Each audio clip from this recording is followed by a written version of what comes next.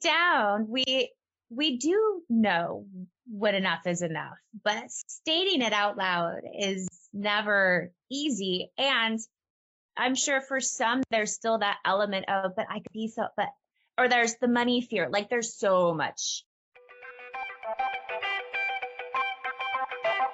You're listening to the No Labels, No Limits podcast with best-selling author Sarah Box. We focus on the mantra, no labels, no limits, no excuses.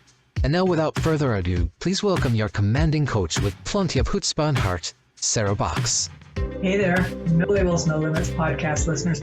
Welcome back. I'm Sarah Box, your host of the No Labels, No Limits podcast, where we're on a mission to help individuals, teams, and organizations think outside the box and move beyond limiting beliefs. All so we can collectively create a more profound positive impact in the lives of others as well as ourselves. And we do this, as you know, by sharing accomplished and inspiring guests who have challenged their own limiting labels and beliefs to pursue and accomplish personal and professional goals. So our guest today, I think, is kind of extraordinary. She is very diverse in her background and experiences. So let me tell you a little bit about Mel McSherry. She is an international business and life guide. Mel brings this unique blend of spirituality and practical business acumen together, which then helps overwhelmed entrepreneurs or business women or business people in general carve their own paths to success while honoring their lives. So to get the connection between Mel and us. So growing up in a deeply religious household and maintaining a vegetarian lifestyle until her mid-30s, Mel's journey is very diverse. And it's the same as her diverse approach to coaching and guiding others. She has over 14 years experience in business development. She seamlessly integrates the spiritual tool of human design with traditional business frameworks, which then offers a holistic and transformative experience. So, folks, we're going to have a great time with Mel today. I actually want to talk to her more specifically so that we can learn about how we can harness spiritual tools for our business success. So I want to explore things such as integrating spiritual practices like human design and how that can enhance our decision-making, reduce stress, and basically improve our overall well-being on our own entrepreneurial journeys. So with that, let me officially welcome Mel McSherry to the podcast. Hey, Mel. Sarah, how are you? I am actually very well, thank you very much, and excited to meet you and introduce you to our podcast listeners. Well, I'm so excited to be here, and I can't wait to see where this conversation goes and what I can share for your audience today. I am always interested in where a conversation goes. Right? I know. I always have a plan. I was telling folks yesterday when I worked with them, they have an agenda. I said, I just want you to know that's plan A, and we'll probably be at plan C before the day's done. But I want you to feel like I do have a plan. Yeah, I call myself structurally unstructured. I have guidelines, but they're not necessarily rules. It's just exactly. Boundaries. Yeah. They help me, once I know what they are, it's like, I don't know how we'll get there. We will get through all of it, though. So absolutely. Back on you. Can you provide just a quick overview of what human design is and how it works so that myself and our listeners can be familiar with what you're talking about? Like, let's have context, as you and I like to have, and then we'll go from there. Absolutely. So human design is a tool that combines quantum physics, astrology, I Ching, Kabbalah, and your chakras. And what it is, I like to call it, is your operations manual. It's your energetic blueprint. It shows you your how you're meant to process information, how you are, how much energy you have throughout the day, as well as where you receive your information and where you should process it. And what it really helps with is just give you that deeper understanding of who you are, as well as the vernacular when it comes to your how, because so often, especially as entrepreneurs, we get very pigeonholed. We get really attracted by the cookie cutter. I know for myself in my journey, I always said, just tell me what to do and I'll do it. And I was the perfect student. However, when I found my human design, or actually to reframe that, when human design found me, And I read my chart for the first time. I cried because all those things that I was fighting against, because I thought they were quote unquote outside my comfort zone, or I just needed to strengthen it, were really just not meant for me. And the more that we can truly understand who we are and our how, our why is pretty natural. And Simon Sinek has that covered brilliantly. What is less talked about is our individual how, and realizing those steps and having that foundational operations manual so we could always refer back to ourselves first before we go outside for help. So you said when human design found you, how did that happen? So it happened twice, actually. The first time was in 2017. I was exploring spirituality. As you mentioned, I grew up in a very religious household. I grew up in the Seventh-day Adventist religion. And as I got older, I wanted to explore spirituality more. And one of my goals in 2017 was to learn how to meditate because I could not shut my brain off for the life of me. And through that 6-month meditation mastermind class, my instructor just mentioned human design. And so I quickly went on the internet and I just got my type. Human design has many layers inside of a chart. If you've ever looked at one, it looks pretty crazy. I always call it the ultimate onion of personal development because you got to go in layers. But one of the main areas that you probably have seen on Instagram or social media is your type. There's 5 different types. So that's your overarching theme of who you are. And just by reading my type, I just went, oh, yeah, no, that's me. Yep. Got it. Cool. But nothing really excited me. Nothing really lit me up. And I just continued on my path. And then it found me again in 2020. And this is where it stuck. I went to a spiritual retreat, which happened to have been 2 weeks before lockdown here in Chicago. And we were in lockdown for a very long time here. But unbeknownst to me, that was happening right after this retreat. And I was in Sedona with some lovely people. And one of the participants there was really passionate about human design. So they went through my chart a little bit more in depth. And that's where I cried because it was just this all the things that I was struggling with and all the things that I was trying to just grasp. All of a sudden, it just gave me that deep breath of, it's not me. I'm not lazy. I'm not stupid. I'm not a misfit. This is just how I am. And I walked away from that retreat completely shifting everything. I let go of my traditional business coach that I had invested a ton of money in. And I went back to me and really started honing in human design in my personal life. I started sprinkling it into my business in 2021. In 2022, I came out of the spiritual closet on LinkedIn as just being one of my gateways to working with me. And now it's one of my foundational practices, not only for myself and my business as well, but also for my clients.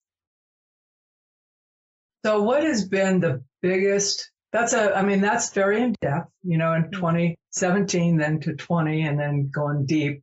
But what do you feel like if you were looking back, contrasting like how a day or a week is now compared to then? Is there a noticeable difference, and how could you describe that for us? Oh, absolutely. So my type is called the projector. I am the guide, I am the facilitator, and I have very short spurts of energy, roughly 2 to 4 hours a day. I was acting as a generator, which has copious amounts of energy. So before I found this out, my day would be, I would wake up at 5 a.m. and I would hit the ground running. I have my to-do list. I have my action steps. I would initiate. I'd go for the ask. By the way, the strategy for a projector is wait to be invited. I was not doing that.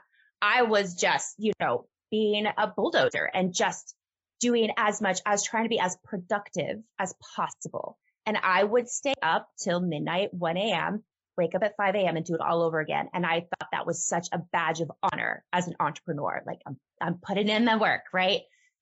And when I read my human design, and especially when I started implementing it, the shift is completely different. I still wake up early because I'm a morning person, always have been, always will be. However, now I start my mornings off however I see fit. Sometimes it's reading. It's always coffee. That's a non-negotiable. It's quiet.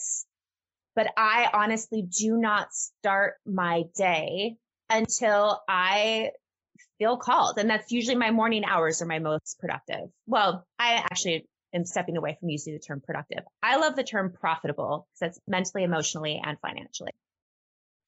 So how I look at my to-do list now, back in the day, it would be very structured. If it was on my list, I had to do it, and I would punish myself if I didn't. Now, when I wake up, I look at my to-do list and I check in on my energy first. How am I feeling today? Do the things on my to-do list match my energy? If not, what things on my to-do list do? And as other elements of my chart have shown me, I'm a hermit, which means I have to rest. If it's a rest day, then I have a rest day. Did that happen overnight without guilt? Absolutely not. It took practice, but it was those little things that have made such a big difference because this is about sustainability. And I don't think we talk about sustainability too much in entrepreneurship. It's about hit the goal, 10K a month, not what can we do to truly enjoy this crazy journey and stay motivated and satisfied and peaceful and all of those beautiful things. So my days and my action steps have drastically shifted since human design found me. It tapped you on the shoulder. It kicked me in the butt. Well, that's so interesting. Tried to tap me on the shoulder, and then I was like, you ignored it? "What is that?" And then, yeah, it's the old I'm talking. Exactly. It's interesting because I'm in a mastermind business. Entrepreneurs, actually, I think of those folks, I'm the one with the biggest team. We're all very small. But it's come up twice in the last month from different people about human design. And someone says, well, of course, you know what that is, Sarah. And I says, not really. And then, it's like, do I have to study one more thing? But right after that, I heard from you like, hey, how about being a podcast guest? And I'm going, hello. There it is. Stop that. So anyhow, I just thought I love synchronicity like that. I do. I pay attention to it. It makes me laugh. So now when you work with folks, I would imagine, I'm going to make some assumptions here, correct me if I'm wrong, but when you made that shift and you started working the way you work and you put it out, you came out of the closet as human design. I love that. What did you notice about the people who sought you out since you weren't pushing and you were receiving? First of all, every single client that I have had since releasing that stress upon myself has just been nothing but enjoyable and in a way to where I no longer step into a session slightly worried that this is the day they find me out. This is the day where they're like, oh no, they don't know what they're talking about. Because I was taught and I was so diligent in keeping to my framework, and always just bringing them back to it if they tried to go too far. Now I am here for them. I know them because we've done a reading together. I know their chart and I'm a facilitator. I'm a guide. So there's no stress on me. I don't put any stress on me because this isn't about me. This is about them. And so just the energy of those sessions, sometimes they are really business, practical focused. Other times I'm just holding space for them because they've just had a really rough bout. And I love that duality of it. And I love that I don't feel guilty doing it that way because I naturally would do it anyway. And my past mentor would kind of get on me about it because my clients weren't producing fast enough the results so other people would want to work with me. So when people are now ready to work with me, first they come to me when they're ready. I don't pressure them. I don't do the follow-up. We have coffee or we have an intro and we stay in touch. And I trust that process for myself. So when they step into our space, they're fully ready. It's no stress. It's no pressure. They're financially ready. They're emotionally ready, all of the things. And that already creates such a clearer path for us because they're not trying to produce results so they could, what's the word I'm looking for? So they can not determine, but they can quantify why they said yes to me. Instead, they trust their process as well. So the whole energy is just so much lighter. I always have enjoyed being a business owner. I've always enjoyed what I've done, but this is just such a relaxing, I can just sit here and be myself and that is more than enough and exactly what they needed. Yeah. It is a stress reducer. I loved how you said you practice it.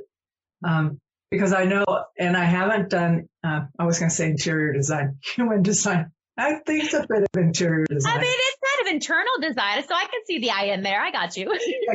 Thanks for giving me that pass. Anytime. But that whole rest day when it's a day to rest, and I have those sometimes, I'm thinking, you don't have time to rest, man. You've got this whole thing you're supposed to be prepared for. You're not prepared for it. You got to prep for this trip and that trip. And I'm thinking, I don't have it. I don't have it within me. There's no point of trying. I mean, it's not, I can do it, but there's no point because it won't be what I'll end up with anyway. Trust that you will get what you need when you are ready. And it is a scary thing, but when you practice that, then you go, well, that worked out great, even better than had I stressed about it. Yeah. It starts reinforcing that, which is, I think when we talk about like this, it almost sounds like you're being lackadaisical but I don't believe that's the case. You have enough experience, right? You have tons of background. You don't need to keep pressuring ourselves or yourself or whoever's listening to keep being better, better, better. It's like you are enough right now. Absolutely. You'll and keep that's what I getting love. better, but trust that. Exactly. And that's what I love about human design is that in those hallway moments, I call transitional moments hallways because we always talk about the doors of opportunity, but hardly do we talk about the hallways in between. And the hallways are my sweet spot. I love a good hallway. And one thing that I love about human design is when we are in those hallways, and we're going to go through many, many, many of them throughout our lives, it's less of a WTF moment and overwhelm and I don't know what to do to, oh, I know I am a hermit. I know rest. I know I am a generator. I have copious amounts of energy. So where can I put my energy? It gives you more of that quote unquote structure without the action step list. And okay, let's talk about the difference when a generator and a hermit are working together. Oh, so a generator can be a hermit because a hermit can be part of anybody's profile. Okay. A profile is another element of your chart. Those are two numbers that you typically see. People say, oh, I'm a line 2 or I'm a line 6. That's called your profile, which are two major characteristics inside of your chart. So I just had one of my clients is a generator and a hermit. And I always love when there is that juxtaposition inside of people's charts because it does teach us that we are so much more than our type. We are so much more than just this.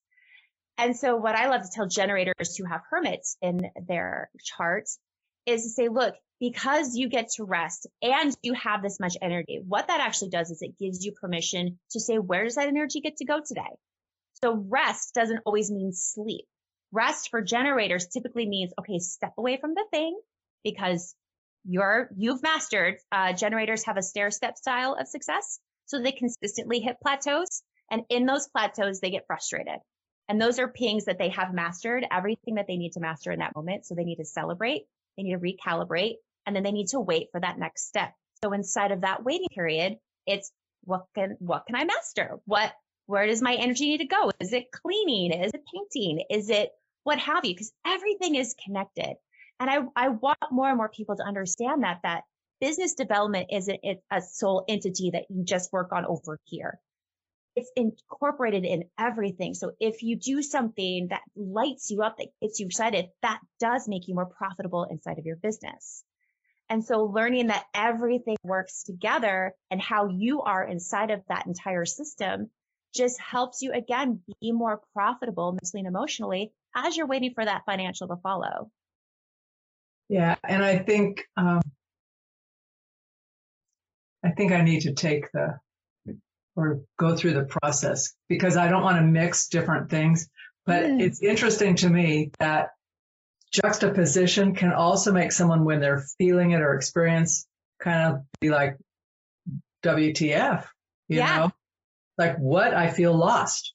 What's happening here? Yeah. I feel lost and I have all this energy. So what do I do? Well, let's look at your centers. Let's move. Like, again, it gives you that guidance that you can still customize and play in, but it also just helps you feel like you're not crazy. And that's so nice. It's so nice. Okay, so let's get precise. Like, let's give some examples of some of the individuals, entrepreneurs you've worked with, and some of the shifts they've made, so that perhaps some of our listeners or me will see ourselves in those shifts and go, I get it. Okay. Can you share some of that? Absolutely. So probably one of my favorites are my Manny gens. So there is a type called manifesting generator.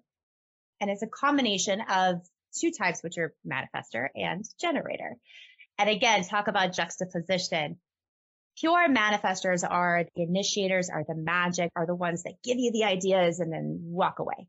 The generators then take those ideas and run with it, right? So the fact that both of those are in your system gives you a lot of energy.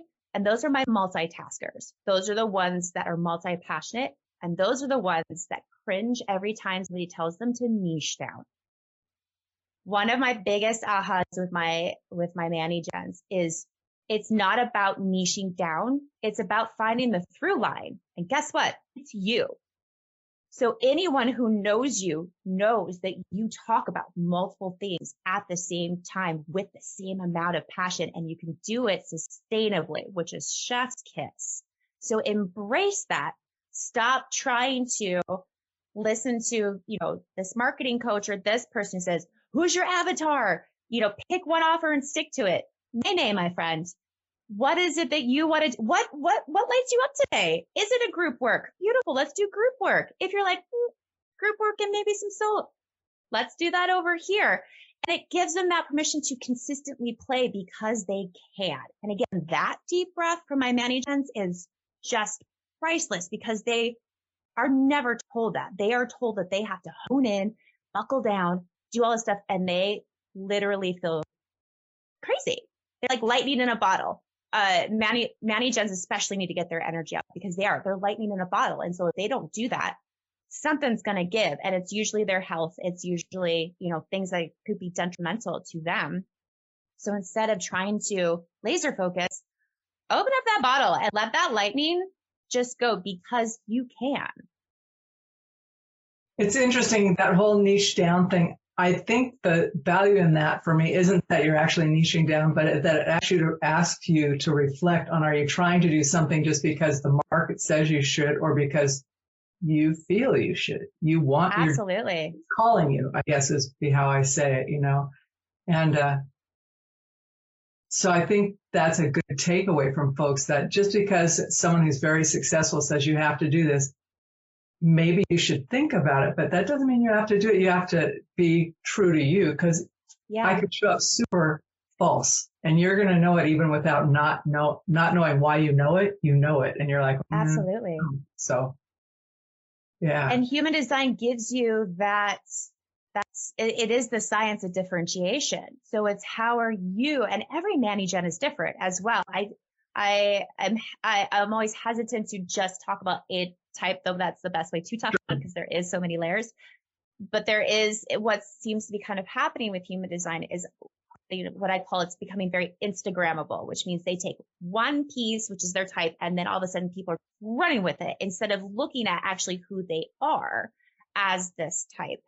And with Manny gens especially, it's that aha of, I knew this. And it also gives them the information on how to customize people's feedback, whether they can take it in and customize it, or whether they can just bless and release and say, thank you very much. And so it does give us that naturally filter system of the feedback and the noise and all the things that we hear from others, whether we ask for it or not. And how can we take that look at ourselves and transpose it as we see fit? How have you seen self-awareness through the human design filter affect how people are able to be more, affect people's mental stability with all the craziness that's going on? And also like the media messages saying, freak out, freak out, freak out. Right. It builds trust, honestly. We lose a lot of trust in ourselves when we are so inundated with everything that we think we need to do in order to create what we want. And the more that we spend time with ourselves, which is uncomfortable for most and scary. And it's beautiful that 2020 for most of us initiated that without our permission. But it gave us that insight to, oh, I don't like this, or, oh, I do miss this, or, oh, this doesn't fit. And so that has been such a beautiful gateway for people who want to continue to sit in that, but with more of a guideline, or again, a manual, than just kind of bobbing along and going, okay, that's great, or just fully ignoring it because it's not something that they feel comfortable or even confident that they want to sit in. So I say for awareness especially, it builds such a trust in, no, I know this about myself. And yes, we sometimes still say yes to things and then we go, nope, see, yep, nope, definitely not it. Because we got to test it. We're human. But at the end of the day, we can always come back to, no, I know this. I know how to say it. I trust my process. And that in and of itself is such an alleviator and a silencer of everything that's around us. Do you work with this like with teams of people? So if you had an organization that had maybe 8 or 9 people in it, 10 people, and they all wanted to understand themselves, but then also themselves as a unit, do you do that kind of work? And if so, what's that look like? I do smaller. Usually I either do founders and co-founders or business partners, so they learn how to talk to each other. Or I do groups of, I try to do no more than 5 to 7 people because it is so in depth. And how that looks is I walk them through 3 specific areas in their chart, because from those areas, not only do they get a collective sense of their energy, their communication, their authority, their strategies, then they see, because they're in the group with everybody else, how they start to automatically fit together, as well as understanding naturally each other's boundaries or their starting points or stopping points. And all of a sudden they understand how to support each other without having to go, how can I support you today? It's just, they just see it. And so it creates such a fluid sense of communication, of support, as well as gives you that deeper understanding of the person that you're working next to, without going into anything super duper personal per se, but you know the energy, the essence of this person. And therefore that just naturally weaves itself in the day to day. Yeah. And when we can do that, I think it's powerful because we're basically allowing people to be themselves, but also figuring out how the pieces can fit so that people aren't depleted while still working together to accomplish this bigger objective, as depersonalized sounds. Because a lot of times, especially for those of us who were born female, we just, what can I do? How can I help? What can I do? Instead of what can I do? And what can others do with me? Like it reframes that differently. Instead of just, picking things from the checklist, you really understand which ones are meant for you. And not only do you understand, but the person next to you also understands not only themselves, but you. And then it's no longer people just saying yes to things because they can. It's saying yes to things because they should. And it is their best use of who they are, their energy, and their process. Do you find that folks, when they first learn this, are a little reticent to say what they, quote unquote, can't do, shouldn't do for themselves, because they don't want to be like kicked out of the group? They don't want to be like, okay, if I say no, I'm not going to be promoted or whatever it is. Yeah. There's always those growing pains, especially when we are reframing and retraining ourselves from Lord knows how long of trauma training environment, so on and so forth. So it doesn't happen overnight. In fact, the person who brought human design together says it takes an average of 7 years for you to fully integrate your design. And I also love that because it gives us that slower pace. So yes, when you start reframing and when you start standing up for yourself, there are definite moments of, oh shit, but however, you also learn that when you're in the right room, it's never looked twice at. it shows you what rooms you really should be in and who the people are around you. And I always tell my clients, yes, it's important to know what you want. I think it's just as important to know what you don't want, because you see those red flags a lot faster when you go into it with that being a little bit more through the forefront, instead of, you just see the beauty of it. I always kind of relate it to dating and relationships. Like if you just want to go in to get married, you're going to have a different set of tactics. You're not going to try to look for the other red flags. Whereas you go into it as, I have an intention, but let's see where that goes. But I know my non-negotiables. As soon as those come up, you instantly know whether or not you're in the right room. So yes, relationships shift. I've seen clients lose relationships. I've seen clients leave jobs. Myself I went through a divorce after I really found myself. And it doesn't happen all the time, but it really does hone in and solidify your support. So it helps you leave those rooms, whether somebody ushered you out because this is now who you are, or you chose to leave because you realized this just isn't the best for you. And I think, if I'm not mistaken, say you had been ushered out, however you want to say it, understanding yourself post that event might help you go, oh, I really see that through a different lens now. Absolutely. It gives you that pausing point to go, okay, now what do I know to be true? Why was I so happy there? Or was I ever really happy there? What wants can you take from it? And what not wants can you take from it? So when you move forward, you have that reframed, and it's centered now around you, not around an expectation or what you think is the next best step for you. That's a very empowering place to be, though, versus being like, I was exited, so I'm a victim, versus my time was up there. I'm not sure why I didn't notice myself. Right? Not sure why I was the last one to get it. Because we're not. I had a boss, a supervisor, when I was like 24, 25. He was so brilliant. But anyway, I really didn't want to be doing the tough stuff. I was working with teachers. I was a little intimidated. I was pretty young. He says, you got to let this guy go. I says, no, I'm not doing it. I like the guy, but he had some trauma. And I thought, I'm not sure if he's going to blow up at me, because he's not going to blow up at you. He's not even going to be surprised. I go, how do you know? And I go, Bill goes, he knows. Watch, let's go. He's going to feel really good about himself when we're done doing this. And I'm thinking, he goes, you don't have to do it. I'll do it. So we walk up. It's very relaxed. There's no projection on my boss's part. And he's talking to this guy, and he says, I think we're at that point. And the guy goes, thanks for calling it. Right? Yeah.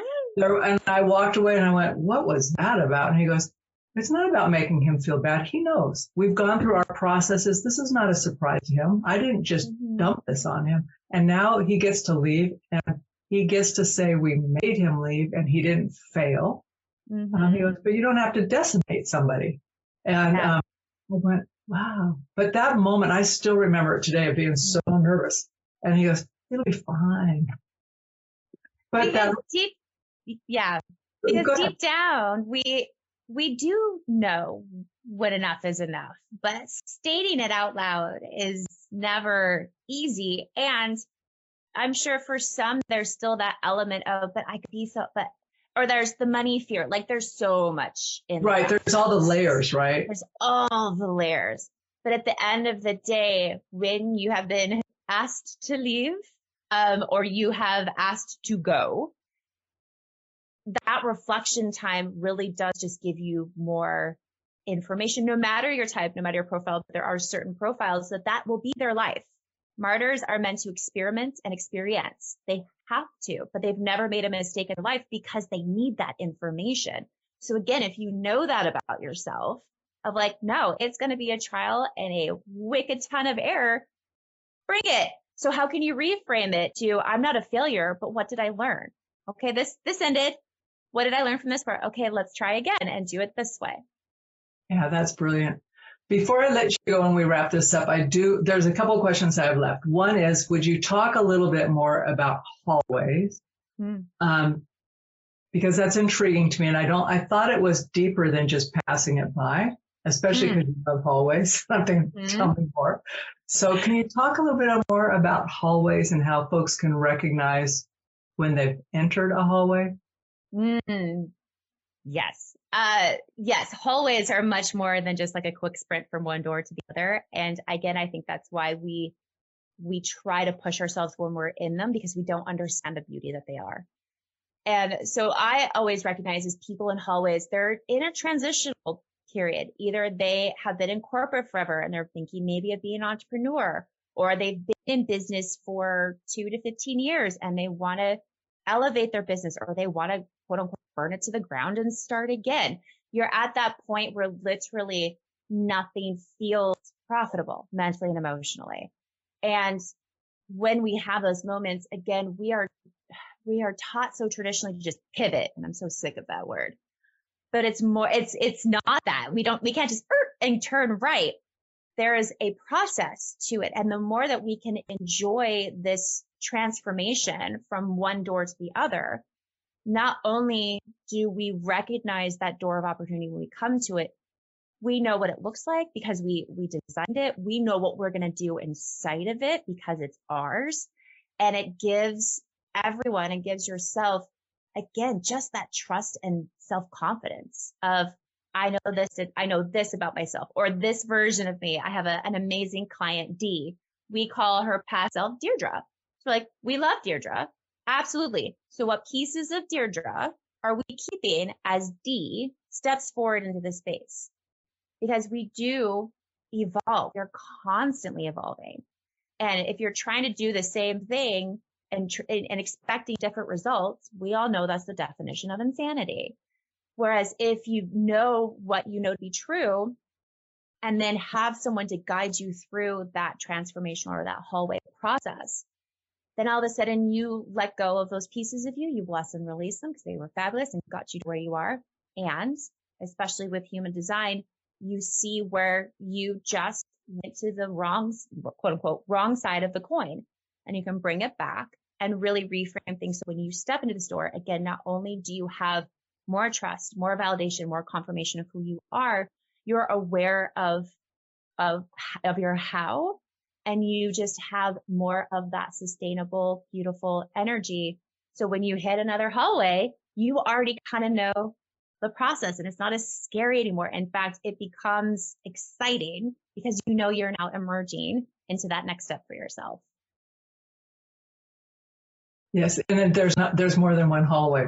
Correct? Absolutely. It's all that thing like, can we just be done with this? Is this a one and done? If I get through this hallway, do I ever Fortunately not. I wish I could be the bearer of good news at that, but no, I'll be you know, sorry, go ahead. It'd be boring if all you stayed as the same. At least my personality or my preferences, I don't like the hallways to be overly painful just because I'm ignoring what I need to do. But I also wouldn't want to be in the same room forever. No. And honestly, even when we get to certain ages or stages of our design or of our, of our cycle or system, yeah, things are going to slow down a little bit, but you are constantly learning and you are constantly evolving. So the hallways might shorten, or they might be, like galleyways instead of hallways, but there still are those transformational moments where you do need to take that time to celebrate, to recalibrate, and then to move on. Sweet. So I know you have a free gift for our listeners, which is your virtual coffee.